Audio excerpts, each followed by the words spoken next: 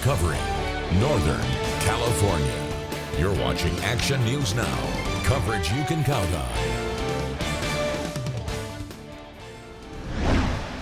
We have been through this far too many times. And that is why we as legislative Republicans are calling for a special session. First at 4, the governor is expanding a special session of the legislature to address the wildfires in Southern California. Plus, a gang-related shooting investigation in Tehama County brings 2 arrests. And first at 4, the state bans all poultry and dairy cattle displays at fairs and exhibitions. The California Department of Food and Agriculture says that ban is because of the avian influenza. You know it as bird flu. The agency says the immediate ban will reduce the danger of exposing people and non-infected cows and birds to the disease. We reached out to multiple county fairs in our area. Butte County's fair manager confirms there are no plans for a poultry show, at least not right now, saying that this is, quote, a fluid issue, and if the ban lifts with enough time for exhibitors to purchase their projects, the fair board may consider allowing poultry to compete at the fair. Strong winds brought trees toppling down on homes in Paradise overnight. Take a look. This massive tree fell on a home off of Pence Road. Paradise police say 4 different homes were damaged by falling trees. Brantley Begley sent us video of trees that fell in his yard near Pearson and Sawmill Roads. He says the first tree fell around midnight from a vacant lot next to him. The second one fell about an hour later. We check in with Chief Meteorologist Howie Gordon for the latest on wind conditions. Howie, are we expecting those strong gusts to return?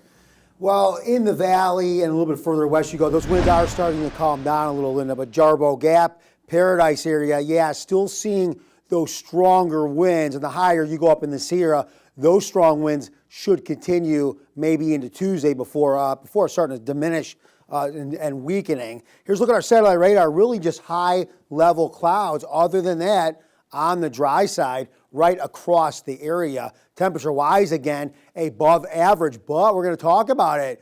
Chilly overnights and mornings with possible frost. Now, we were talking about the winds. Let's look at them. So for the most part, calming down 10, 15, not a lot of gust in the valley area, but then you get closer to Paradise, Jarbo Gap. Let me see here. I was just looking at Paradise in the Jarbo Gap area. Here we go. So winds there, I'm still tracking between 30 to 50 mile per hour gusts out of the Jarbo Gap, but they are starting to weaken even in Paradise. So that is good news after what we've had. But we'll talk more about the winds and, yes, our cool overnight cool downs coming up in just a bit, Linda. All right. Thank you, Howie.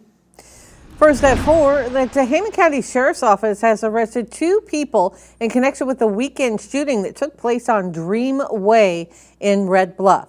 Action News Now reporter Blake Mayfield is there live after speaking with neighbors and law enforcement today. Blake, what can you tell us? Yeah, Linda, I learned that the shooting occurred up on this hill behind me here early Saturday morning. And according to the Tehama County Sheriff's Office, Jason Perry suffered multiple gunshot wounds to his abdomen area and is still hospitalized as we speak. Sheriff's investigators say the shooting occurred around 12:30 a.m. Saturday morning. Deputies searched the area of Dream Way and identified 19-year-old Simon Russell and a 16-year-old as suspects in the shooting. Detectives say that both were involved in a criminal street gang and that this shooting was a result of gang-related activity. Officials say Perry was shot several times in the abdomen during a dispute at the home on Dream Way. Deputies located both suspects walking near the scene and arrested both of them, while also recovering the gun that was used in the shooting. Both are being charged with attempted murder, and their bails are set at $500,000 each. Reporting live in Red Bluff, I'm Blake Mayfield, Action News Now. All right, thank you, Blake. Coming up at 5, we'll share details of the shooting from a man who says he made the call to 911. First at 4, police arrested a homeless man for a hammer attack inside the Oroville Home Depot store. Police say it happened Friday. They say they arrested 30-year-old Andrew Thomas after he caused extensive damage to merchandise, store property, and cars parked outside. More than $3,300 worth of damage. Thompson is charged with felony vandalism and petty theft. At least 24 people are now dead in Southern California because of the fires in Los Angeles and Ventura counties. The biggest fire is the Palisades fire, burning more than 23,000 acres with just 14% containment. The Eaton fire has burned more than 14,000 acres and it is 33% contained. CAL FIRE says crews are working to inspect damage and also to inspect destroyed homes. They say aerial assessments show about more than 5,000 structures destroyed in the Palisades fire, more than 7,000 in the Eaton fire. There's not much that I found here. All I have is like this bag, a lemon, some metallic sprinkler heads just to make my 89-year-old mother feel better, that I salvaged them. Los Angeles County has declared a public health emergency, warning that smoke and particulate matter could pose immediate and long-term health threats. Ahead at 4:30, we'll give you a first look at the fire's damage assessment map. First at 4's, Governor Gavin Newsom is expanding a special session to address the fires in the south part of the state. This after Republican Assembly Leader James Gallagher called for that special session to address what he calls an insurance crisis.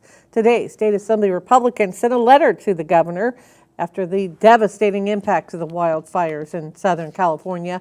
Gallagher says the letter highlights 6 priorities for the proposed session, including increased wildfire prevention funding, expedited permitting for wildfire prevention projects, and enhanced criminal penalties for fire-related crimes like arson.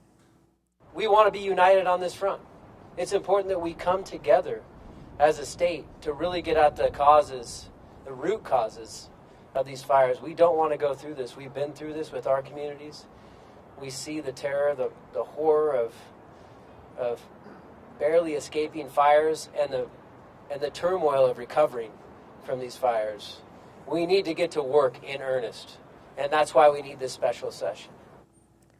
The special legislative session that was focused on President-elect Donald Trump and set for tomorrow was postponed. We just learned the governor is proposing at least $2.5 billion in additional funding for the emergency response in Southern California to help schools rebuild and to increase wildfire preparedness. That wildfire-related legislation could pass as soon as Friday.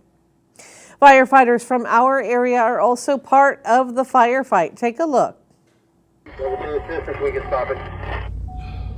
Yeah, stand by 1. I had them checking out a Skycrest over there. Let me get back to you. Stand by. This is CAL FIRE Butte County's first 48 hours working the Eaton fire. CAL FIRE says they saved about 45 structures the first night of that fire. First at 4, PG&E says it's sharing equipment and resources on the ground and in the air. The utility says PG&E safety and infrastructure protection crews are clearing brush from around power poles and applying fire retardant in the Mandeville Canyon area of Brentwood. It also says this work supports the Los Angeles Department of Water and Power in the area near the Palisades fire. And what our goal is to come in and clear out vegetation and apply retardant to the poles to keep them upright. And by what we're doing is we pick an area to work from closest to the fire if we can and work our way safely out. And what we do is we go from pole to pole, clearing the vegetation out, a couple feet around the poles, and a minimum distance of 10 feet out and around the anchor points in the poles, and apply retardant as high as we can safely do so. The service says it also shared its 2 Black Hawk helicopters with CAL FIRE to help in firefighting efforts. First at 4, the U.S. Fish and Wildlife Service today proposed designating more than 760,000 acres of critical habitat under the Endangered Species Act for the foothill yellow-legged frog. The Center for Biological Diversity says the proposal is a result of its petition and lawsuits to save habitat critical to the conservation and recovery of the frogs, which have already lost half their historic habitat. Locally, parts of the North and Middle Forks of the Feather River could be impacted, as well as parts of Butte Creek and Clear Creek in Butte and Plumas counties. Most of the land is in federal jurisdiction. We have a link where you can view the proposal and maps for yourself on our website. Red Bluff police arrested a registered sex offender on drug charges last night. Officers took Justin Salter of Red Bluff into custody after serving a search warrant for narcotics at his motel room on South Main Street. During the search, police say they seized 10 separate bundles of fentanyl, more than 6 grams of meth, a digital scale, packaging materials, and more than $1,600 cash. New details in one of Chico's major road overhauls, how soon you can drive on new pavement. Plus, oil companies try to make a case before the Supreme Court justices. But first, we are counting down the days to when President-elect Donald Trump takes office. That's straight ahead.